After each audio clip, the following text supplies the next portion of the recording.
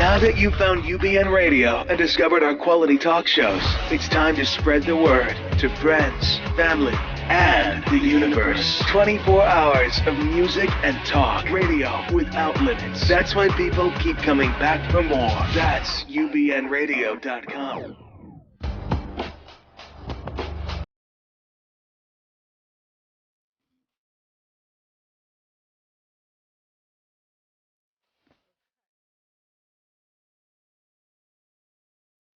Oh, was it time to leave the marriage? Always. Always a good time.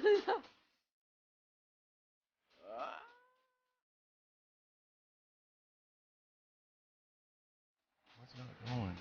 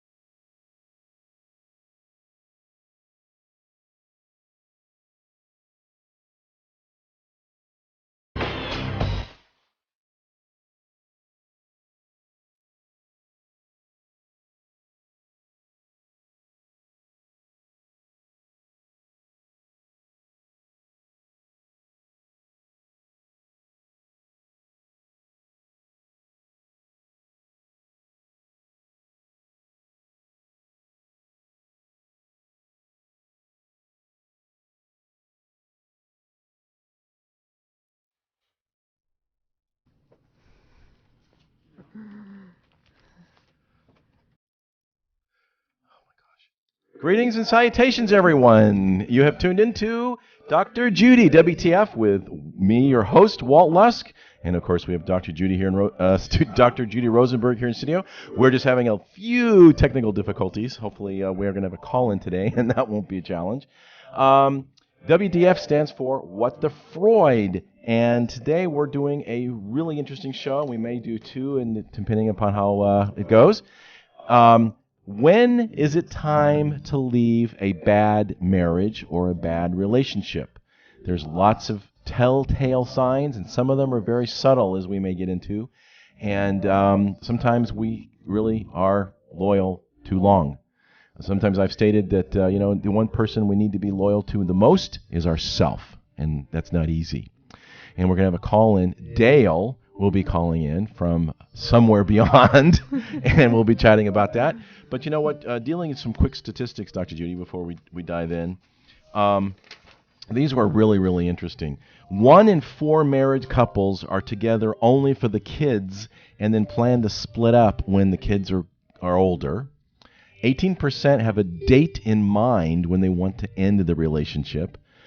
1 in 20 are planning to wait 10 years or more before ending a relationship. I think that's like even a scary statistic in and of its own. 27% of parents will be making more effort to hide their problems to their children. And 40% are currently in a marriage they aren't completely happy with.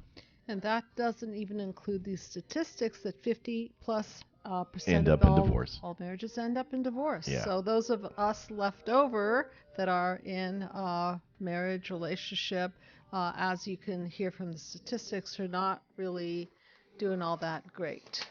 Yeah. No, we're not. So,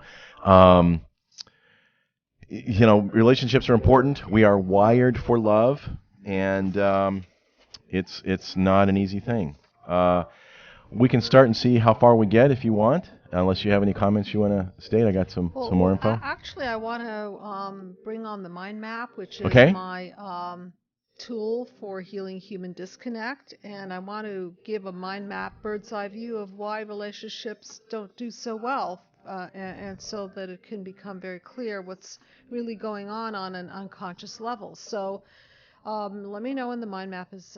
Thank you very much. Okay, so the top third represents our past. The middle third represents the chaos and defenses and breakdowns in the here and now.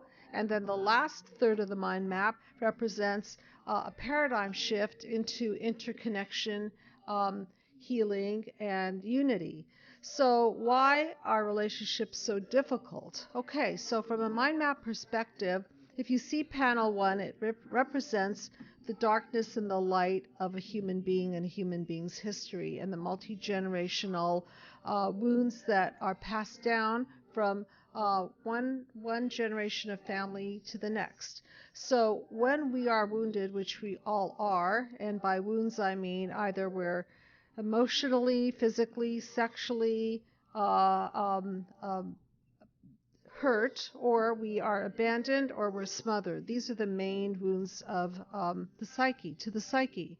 And so what happens in relationships is oftentimes one person's wounds will attract another person's wounds, and then they will create a very bad admixture and then trigger off each other's negative core beliefs. Core beliefs such as I'm not lovable, I'm not competent, I'm not important, and so on. And so what people end up doing is they end up going on a bad relationship trip, which I call the WTF, or the what the Freud, named after Sigmund Freud's repetition principle. So if you could imagine one person plus one person, they find each other, they trigger each other, and then boom, boom, boom, WTF. Chaos, defenses, and breakdowns. And this is done on a repeat basis, and by the end of the many cycles through, the breakdowns get worse and worse, and eventually they cannot sustain themselves, and either then they covertly stay together just to keep the kids happy and not cause any rift in family, or they will overtly do something about it and divorce. Right, and there's lots of reasons to stay together, and there's lots of reasons not to. Right. So it's just a matter of how you want to put in the mix. Mm-hmm. First and foremost, if you take each other for granted, don't just assume that they're going to always stay with you, and don't always assume that your wife is going to make you lunch every day. Right? I mean, there are some givens and some expectations, which, in my view, require communication. But, you can't take each other for granted. It just gets old really fast. Yeah. And you bring up a good point about expectations. Mm-hmm. If we assume, the old adage. I do. I sure do. Right. If you assume, you make an ass out of you and me. Right. So it takes constant communication and updating of files, because maybe at the beginning one member of the team was more free to make those sandwiches and dinners, and then as the relationship grows and things change, maybe that person is now not that available, and the expectation is, what, you're not making my lunch every day? Well, honey, I work from 9 to 6 p.m. now. It's different. So it's really, really important to update those files. I had a great example of communication and expectations. It was a young couple. They got married, and he got sick. And when he got sick, his mother always brought him orange juice, just because that was what she did and it made him feel better. Mm-hmm. So all of a sudden he's sick, and he's expecting his wife to miraculously come up with her magical glass of orange juice. The only problem was he never told her that his mom ever brought a glass of orange juice when he was sick. A slight problem, so right? He had this expectation that had never been communicated, right. And he got mad. It's like, where's my orange juice? It's like, what are you talking about? Yeah, that was a picture in his mind that he wanted to project into his wife's mind, but it didn't project. No, I just thought it was so funny. It's just this little tiny thing, right? And it's just like, oops. Right. Because his wife really had never met his mom or something, so just never connected. So it's expectations. It reminds me of a story about somebody that I know, and always complained that his wife wanted to divorce him. His wife wanted to divorce him, and eventually she did. But when he asked her, "What's the matter? What can I do to make it better?" she said, "Well, you should know." That was her answer. Well, you should know what to do. And he just kind of stared blankly at her and said, well, I don't know what to do. I do know I love you. I do know that I want this marriage, but you're not telling me what I need to do. Well, figure it out. Here's a tip, ladies. Here's a big, big tip. Us guys, we are not mind readers. Right. As much as you might think we are, trust me, we aren't. Not in the least. So we got to And explain it. neither are women, Yeah, right? We don't yeah. know that our mate wants orange juice when he's sick. We're not mind readers. Not in that instance. No, absolutely not. Lack of trust is another challenge, of course. If you find your relationship, you don't trust them, then, obviously there's a challenge. I mean, do you go through their emails, or do you read their mail? If you are unable to trust your mate with every single aspect of your relationship, then obviously there is a problem. Right, and I see this very often in the treatment room where something happens, trust is broken, and that incident is referred back to each and every time. It's just like that elephant that never leaves the room. goes away. Yeah. And statistics show that people don't always break up after an affair. So, the big violation of trust is somebody obviously having an affair, and that is not always the reason why people break up. As a matter of fact, sometimes when the communication and the connection is reestablished, the affair just kind of fades into the background. Yes, it does. And there are two kinds of affairs. We did a show many moons ago. There's physical affairs, and then there's emotional affairs, right? If you're sort of messaging with that long lost friend of yours on Facebook at 3:00 in the morning because everybody's asleep, might not be kosher. Right. Constant insults. I mean, if you're walking around afraid to say something because you're walking on eggshells, there might be a challenge and a warning sign that you're in a healthy relationship. You don't have to be completely defensive, right? And we have our caller. Great.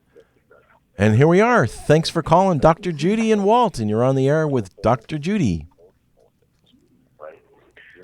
And Hello, how are you? And you can turn your speaker down now, please. It is completely off. Cool. How are you doing? We're Fantastic. doing great. Thanks for coming on the show. Really appreciate it. Well, thank you. Thank you for allowing me to be on the show. Well, thanks for the show suggestion, by the way. But are we on the air? We are. And so this is Dale calling from an undisclosed location in the South. Have we been anonymous enough? Is that okay? You can divulge more. I'm just trying to be funny. It has to remain anonymous. Yes, absolutely. But, okay. Allow me to lay the groundwork. I'm the last year what I believe to be considered the last baby boomer of the baby boomer generation, and I've pastored for over 24 years. And I don't counsel, and I refer people to professional counselors for obvious reasons. But over the years, I've become increasingly concerned with a number of dysfunctional people, whether they come in off the streets and are seeking guidance or counseling, in addition to people who already attend a worship service. But I find that more and more people are entering into relationships with dysfunctional people, with themselves already being dysfunctional and not having resolved situations they dealt with as children. Right. And this is one man's opinion, Dr. Judy and Walt, but it seems as though they're trying to do for their dysfunctional partners what was never done for themselves in the past. And I believe that we're reaping what society has sown from the generation of the 80s and 90s and so on, who have left their children with good intentions at daycare centers to pursue careers. Now, I understand careers are important, and there's nothing wrong with a career, but not at the expense, I believe, of the emotional stability of your son or daughter. And I, from my experience and talking to people, not counseling, I see that as a major factor for the contribution of a lack of trust growing up. Again, with people coming in off the streets to discuss some struggles they have, or whether they're in the church or not, and they're basing their lives and their hopes on, if I only have this person love me enough or like me enough, or if I'm living up to their expectations, then I'll truly find happiness, rather than trying to base it upon their relationship with God and loving themselves for who they are, because we're all imperfect. And I see them growing up to repeat the cycle over and over again, whether it's their parents, whether it's through themselves, or whether they have gone on to marry themselves, and you can just see the cycle repeated, and they can't recognize when it's time to leave a marriage that is not healthy for themselves.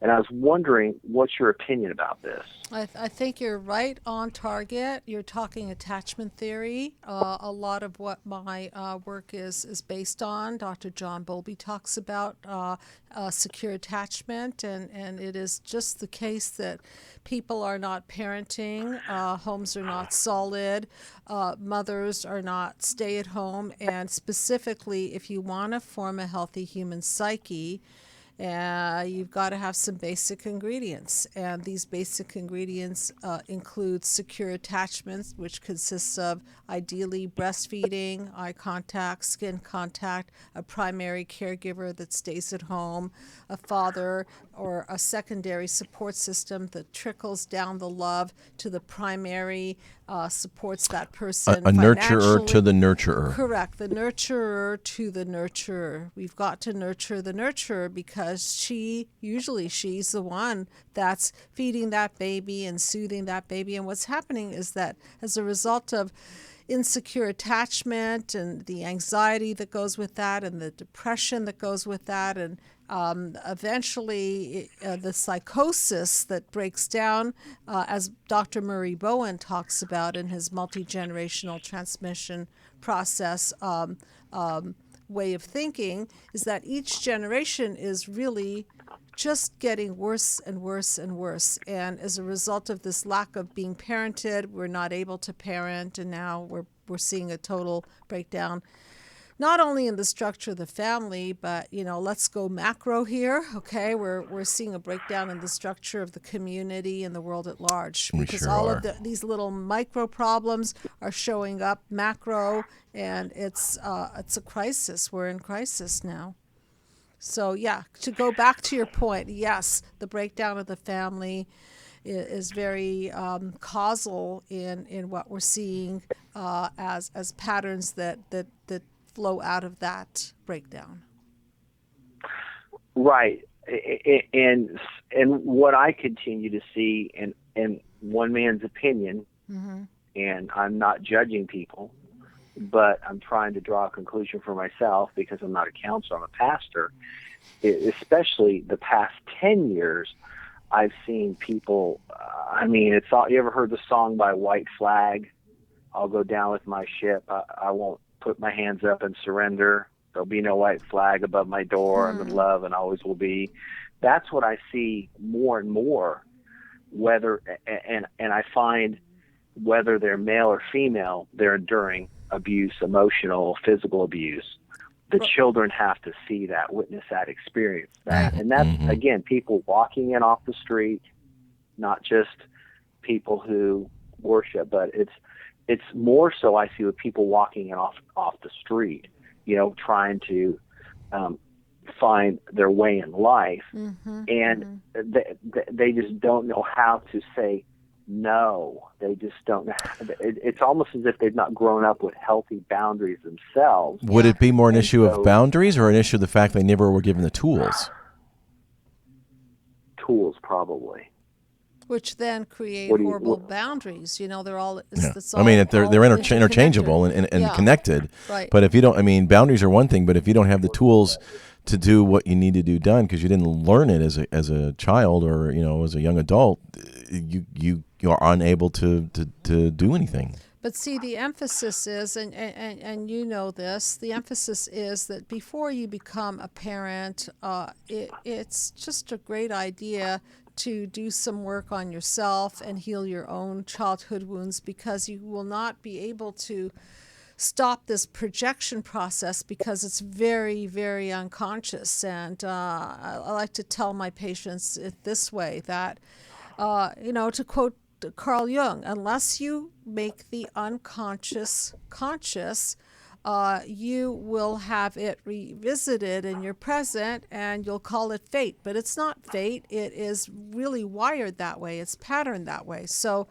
it's incumbent upon all parents to be to really go through a process of healing their own wounds so that they can morph out of them and not pass this multi-generational prison of childhood onto the next generation. And as you know, that is what I do for a living. That's what we do at the Psychological Healing Center. We do it in 10 sessions because we don't want people to waste a lot of time in therapy, and literally we could move from the wound through the process of dismantling the whole dysfunctional game and then morph out.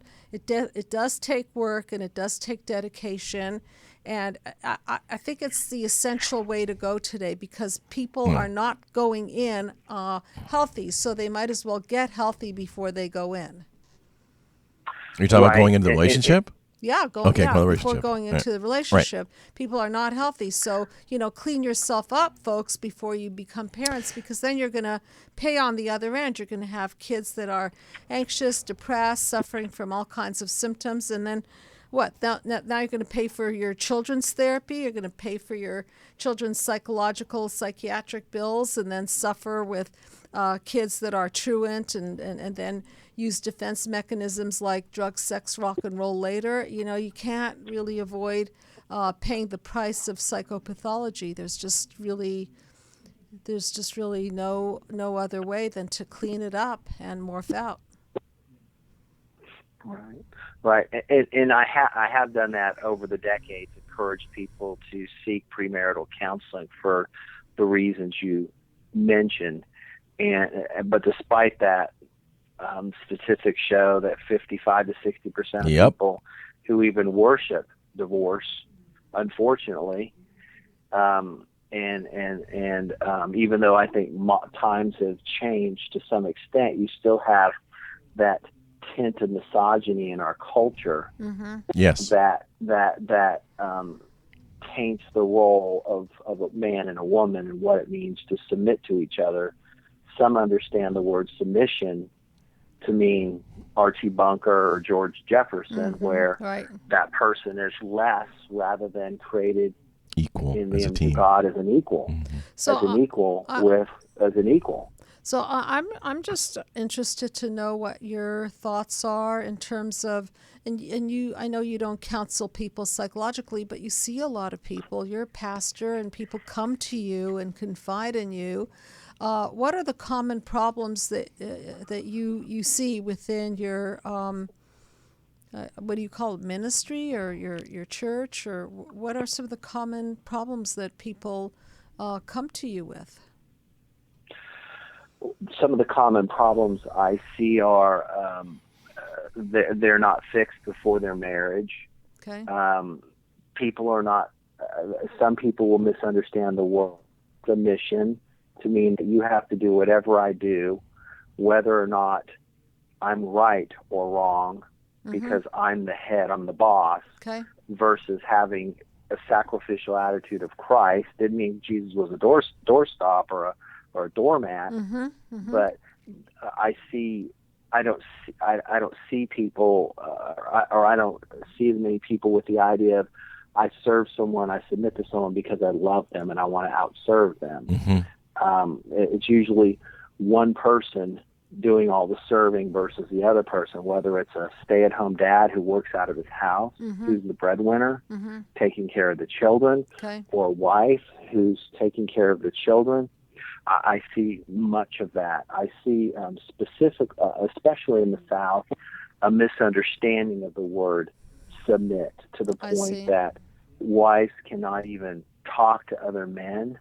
I don't see that much where I'm at, but I'm familiar with other places I have been in the South, or other pastors who have had to work with marriages that have struggled through a misunderstanding. And I don't know if it has to do with the way the South was following the Civil War, with the shortage of men, that they could do whatever they want. And so the wife had to put up with it or the girlfriend had to put up with it in order to be eventually taken care of following the Civil War. That's what people have mentioned. I see that. I see even more so today, I see problems with how money is spent, a lack of maturity regarding money and the handling of money, which is a great problem, or how to raise the cause of a lot of divorces is money. Right, or even how to have an argument, because some people have a misunderstanding about conflict in an argument. They may have the perception that you have to duke it out and yell and scream versus talk and listen to the other person, because the conflict is handled in a positive way can strengthen a relationship. It can be an opportunity. And resolve problems versus pouting versus passive aggressiveness. Just those and many other struggles I've seen people. What about leave and cleave, for example, where the son or daughter gets married and is supposed to now be married and still goes back to mommy or daddy? Does that happen often? That does not happen as often as it did when I first entered the ministry. Okay. I see them leaving, cleaving more, but I do now than before. I cannot explain why, but the understanding of that is, from two people came, one and one from two, that mindset. But I haven't seen that as much recently, where the parent is the boyfriend, the father or the girlfriend of the mother, versus the parent. Okay. Now, and I don't see that as much. I'm wondering, because you're respected in your position, once you start advising people insofar as what's the best way to handle conflict, or what's the best way to interpret servitude and so on, and it's not subservience, it's being of service, which in my way of seeing things is that if one is serving more than the other, that's a vampiring effect, and somebody's going to emotionally bleed out. But if two people are there to care and share about each other, then you're creating what I call synergy, okay? And synergy is a creation of light and a creation of growth and progress. So I'm just wondering, once you start talking to people and explaining how things could be better for them, do you find that they will actually listen to you? Do you find that they will take in your words and take them seriously? Absolutely. I've many times I've brought them to 1 Corinthians 13, where it discusses love. Love is patient, love is kind. It's not boastful. The first 8 verses. I may take them to Ephesians chapter 5 and discuss how husbands are to love their wives as Christ loved the church, and to sacrifice for them, give themselves to them, and vice versa, the wife to them. And on more than one occasion, when couples have come to me and struggled, again, I'm not a counselor, I have encouraged them to consider to be nice to their spouse and to do for their spouse what they normally would not do or may feel uncomfortable doing, such as the husband may learn to wash the dishes for a change. Yeah. Well, we all know that. The wife has to, and what happens, with those couples, when they show up to visit and we discuss that, and they want a divorce, I see them a month or two later, and I said, "Well, how are things going?" And they said, "Fine." And then I never hear from them again wanting divorce. They usually work it out because they begin to share and exchange words, and begin to communicate more and share roles and try to understand and empathize each other, rather than, "Honey, I'm going to sit and eat my head off, and I'm going to dump all the plates there. You're going to wash all the dishes. You're going to wash all the clothes. Right. And you're going to do this and that, and I'm just coming home and eating and going out with the boys." Well, we all know it's an established fact that no man has ever been shot in the back while doing dishes. That's for sure.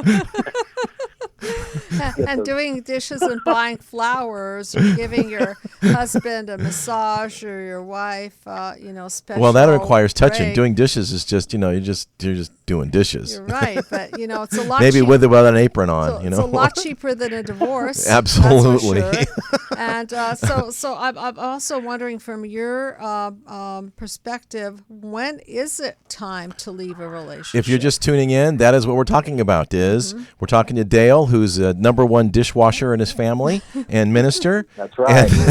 See, he admits it.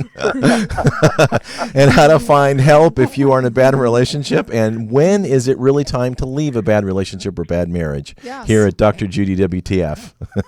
So what do you think? When is it time to, how do you know when to hold them and when to fold them? Emotional and physical abuse, Okay. whether it involves yourself or a child, Children, for sure. or children. Yeah. What about neglect? About neglect? Well, that could actually be an example of abuse. I think so. Correct me, you're the expert. Passive aggressiveness, Yes. neglect, Yes. withholding intercourse, sex, Love, right? Cheating. love, not doing, and that's emotional. That's abuse. I think that I would define that as manipulation, because what I see with people who've struggled, especially those outside of a church setting, is there's one person who is a master manipulator, Right? and they would show up Jack Nicholson. Yep. With their acting ability, and people would think they're the nicest people in the world, whether they're the husband, whether the wife.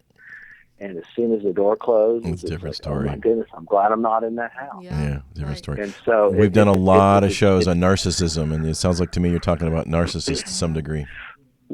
Right, and then there's the issue of infidelity. Yes. Time to leave regarding infidelity. Yes, some people do work it out, but some people have. I've experienced some people with a mindset: I'm going to do it because I know my wife will forgive me. I'm going to do it because I know my husband will forgive me. But when people reach the point of infidelity, that's still not an excuse to commit infidelity. It goes back to all the underlying issues pertaining to why they chose infidelity, a lack of closeness. Right. There's just a lot of those things. Neglect. What about apathy? Apathy, absolutely. I believe people tend to view God the way their parents do, and they tend to be parents the way their parents were parents, and they tend to be husband and wife the way their parents tended to be husband and wife. I guess that's your theory, Dr. Judy, right? Yeah, that's the attachment the theory. multi-generational. Yeah, and so when it comes to infidelity, and I'm sure that people come to you specifically for this issue, what do you advise them to do?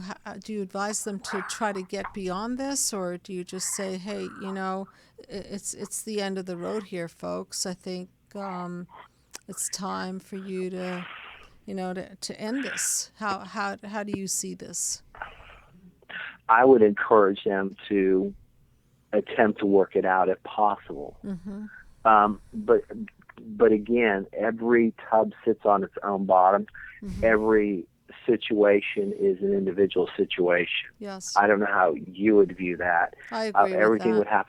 Everything would have to be to meet the individualized needs of the people involved. And again, I would keep that confidential. I would never announce it to anyone. That's no one's business.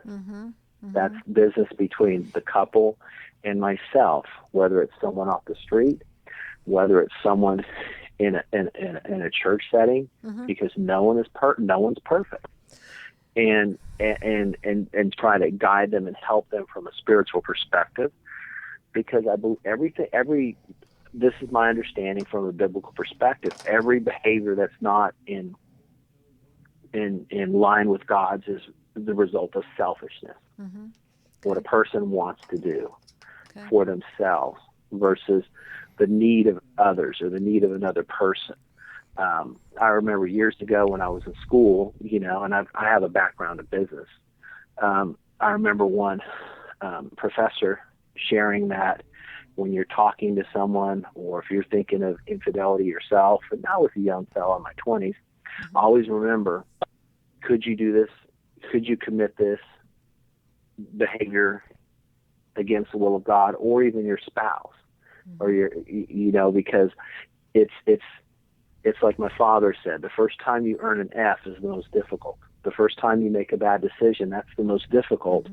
And if you don't learn to control yourself as best you can or make wise decisions, it becomes easier to accept that you're just going to give in to that. Does that make sense? Yeah, it's the boundaries thing. Once you draw down that boundary, it becomes easier and easier to keep violating it. So it just doesn't really protect anybody ultimately. I have a lot of people who are in difficult marriages, and some choose to stay because of the children. They claim to not be in love with each other. They claim to coexist, and they even will act very parental and very unified in front of their children, but truth be known that they're really not a unit, and they're just there until the kids grow up, or whatever the reason. What do you think of staying together just for the kids? Well, sometimes I call that a married single. Right, Single. they're married, but they're really living a life as a single person. Yeah, but they're not dating other people necessarily. Right, no, but they do their own thing. They have their own yeah. finances. There's still aspects of being single. Or just not really getting it together on a level of being lovers Intimate. and intimate. Yeah, or the other. Well, that can be too. So what do you think of the idea of staying together until the children grow up? Again, every tub will sit on its own bottom. Every couple, you have to work to encourage them to meet their individualized needs spiritually. The challenge I would have with that is children are not stupid. Right. I learned a long time ago the definition of a child is God's little spy. They're not blind.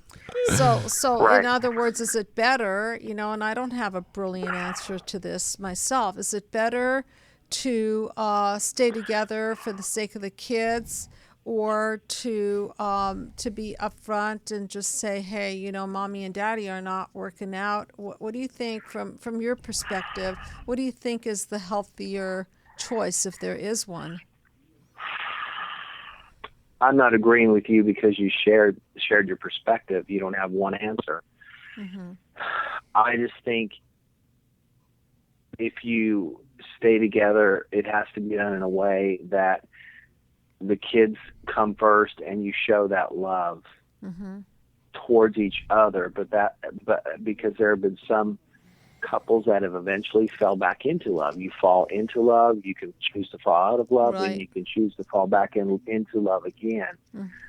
I agree. You can choose to fall back into love again, and you can work at that. Yes. Right. But if a couple chooses to separate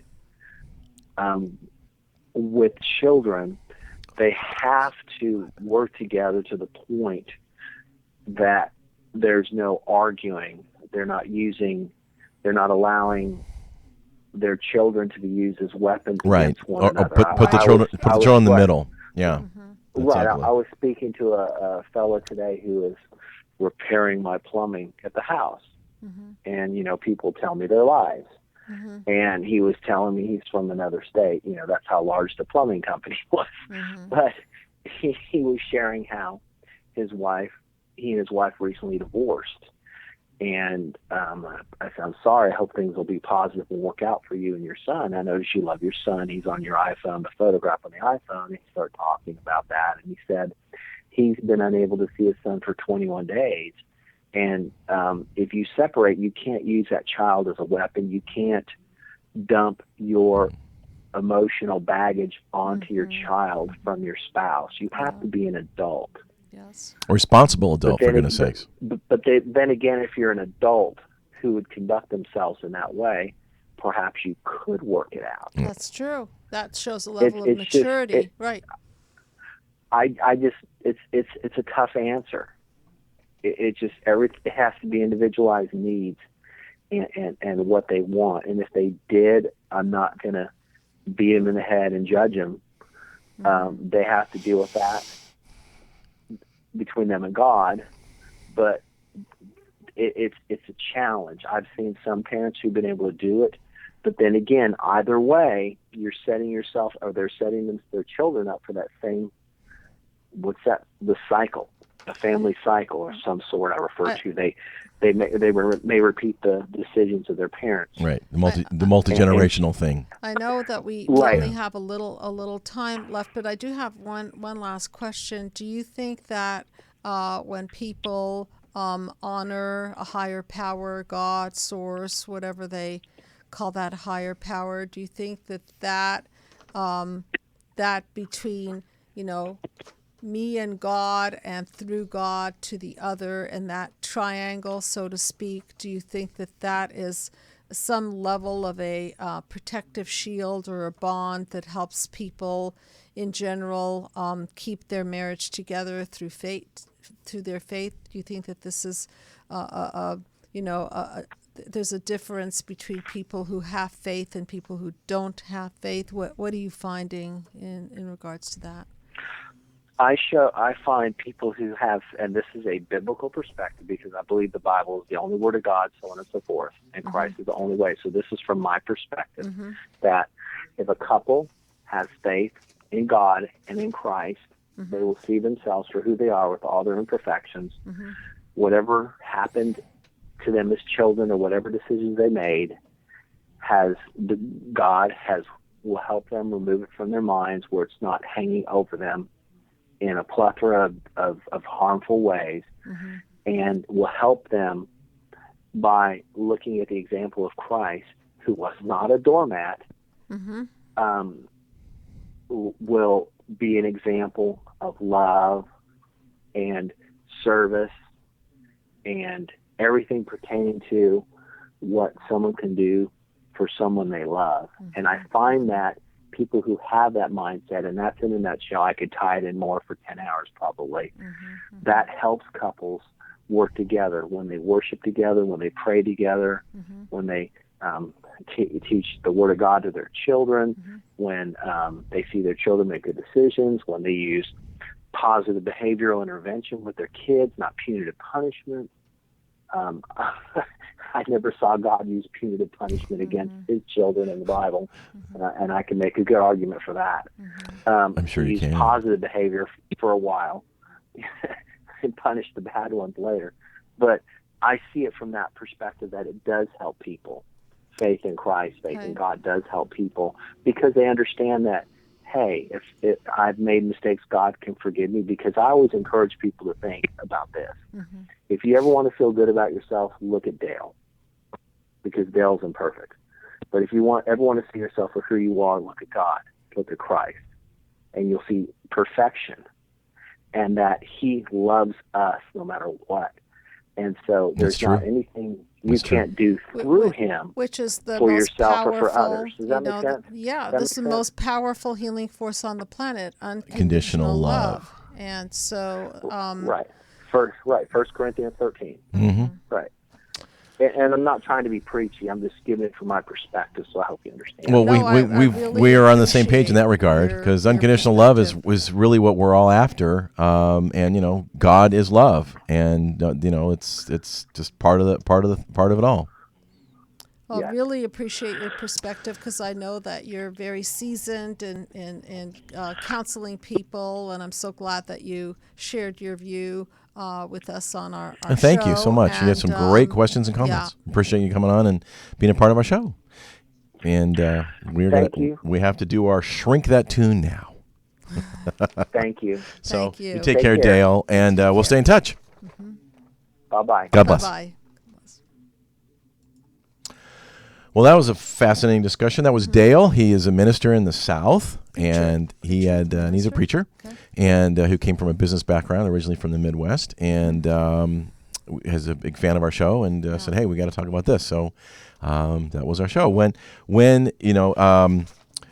how to find if you are in a bad relationship. I think we need to elaborate a little bit more on this one. We had a great discussion. We've got some more information. We might want to do another show on it. And just briefly. And when is it time to leave a bad relationship or bad marriage? I think briefly, in a very general theoretical way, panel 7, if you're being vampired, if 1 + 1 is less than 2 is the way I put it. If you can't even feel that you're in any way being supported or that your partner is bringing out your light and vice versa, maybe it's, first time to get help, and then if that doesn't really help, then if that doesn't really gain you anything, then you're going to be in a dimmer and dimmer and darker place if there's no synergy and sharing and caring between the two of you. Yeah. There is a big difference, though, between looking at a relationship and finding reasons to stay versus excuses to leave. But the bottom line is, we all have to be loyal to ourselves as well as our partner, and sometimes that loyalty is just not there anymore from their perspective, and it's not healthy for you, and sometimes it's not healthy for the children to stay. So we are going to shrink a tune, and we've picked a song by Foreigner, since sometimes we feel like foreigners in our relationship. It's called Head Games, which sometimes obviously happens in a lot of relationships. Yeah. So I'm going to read the words, and then Dr. Judy is going to interpret it from her psychological mind map perspective. Daylight, all right. I don't know if it's real. Been a long night, and something ain't right. You won't show how you feel. Well, this is I think an indication of the repression that there's daylight, which represents truth, and then that long night, and something isn't right. So there's something being denied and not talked about, and somebody's not showing how they're really feeling, so they're not communicating. No time ever seems right to talk about the reasons why you and I fight. It's high time to draw the line, put an end to this game before it's too late. Well, oftentimes people don't even know why they're fighting. They're just going into this unconscious battle zone, and it's the WTF with the Freud pattern. And so, but they're aware that it's going nuts and it's time to draw the line, and they know that this whole pattern or game has to end sooner or later because it's breaking down. Head games. If it's you and me, baby, head games, and I can't take it anymore. Head games, I don't want to play the head games. Well, somebody's calling it. They don't want to play this anymore. Yeah. And I find it's interesting because this looks like it's from his perspective as well. I daydream for hours, it seems. I keep thinking of you, thinking of you. These daydreams, what do they mean? They keep haunting me. Are they warning me? Well, I don't know what he's doing in his daydreams, but they're not good. He's trying to interpret what they mean, and much of what we have in our head is a lot of cracked lens of perception of our own issues. Yeah. So, we don't know if this is a clean perspective or being triggered by emotional wounds from the past. Daylight turns into night. We try and find the answer, but it's nowhere in sight. It's always the same, and you know who's to blame. You know what I'm saying. We keep on playing. Well, they keep blaming each other, I'm sure, and that doesn't work either. And the daylight turning into night is, again, more of the denial, and so they keep projecting and blaming. Nothing gets solved because nobody's taking any responsibility here. Head games, that's all I get from you. Head games, and I can't take it anymore. Head games, don't want to play this. Head games. So near, so far away. We pass each other by because we don't know what to say. It's so clear, I'm sorry to say, but if you want to win, you're going to have to learn to play. I don't know what game they want to win. Maybe the one-upsmanship game, but, relationships aren't about one-upsmanship. They're about synergy and interconnectivity and sharing and caring. So it's not a game. It's really... This is for keeps and for real, actually. Right. Oh, yeah.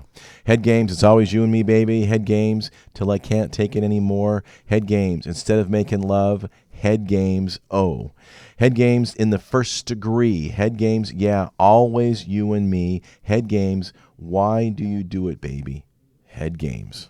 See, it's interesting. He keeps or she keeps questioning, why do you do it, baby? But they never take the time to self-reflect and self-correct Well, and say, well, 'cause here's my part in it. It does take two. Yeah, it does take two. And so when one starts reflecting, then that's the first step. So if you're having a hard time in a relationship, then take inventory upon yourself and own your own stuff. And by the way, I do have a peaceful healing dialogue. I was exactly going to say in that. my book. And I meant to tell Dale Right, about that. Right. Yeah. Be the cause, or you can download my app. From Dr. Judy WTF or on Right. the Psychological Healing Center app on your iPhone. Yes, and you can totally use that peaceful healing dialogue as a bridge to connect the disconnects. And It's all on one page, and you don't have to use it all. It's a really, really amazing guide and sort of a recipe to have a healing dialogue with somebody. Yeah, Could be so anybody. Before you decide that you want to split with a very significant other, do whatever you know that you can do to own your own piece of it, and get some help if need be. Yeah. And my philosophy is, if you can, don't dump the person, dump the problem. But if the person cannot dump their problem, you've got to dump the person who's not willing to dump the problem. There you go. And the Psychological Healing Center is there for you, whether it be Dr. Judy or her staff. If you want to Skype or teletherapy, or of course in the office in Beverly Hills as well as Sherman Oaks. Get the book. It's a great book, Be the Cause, Healing Human Disconnect, available on Amazon and Kindle. And that's been our show. We just shrunk Foreigner Head Games. We're going to close with that song. This has been Walt Lusk with Dr. Judy Rosenberg for Dr. Judy WTF, What the Freud. And until next time, try and keep your head games at a minimum. God bless everybody.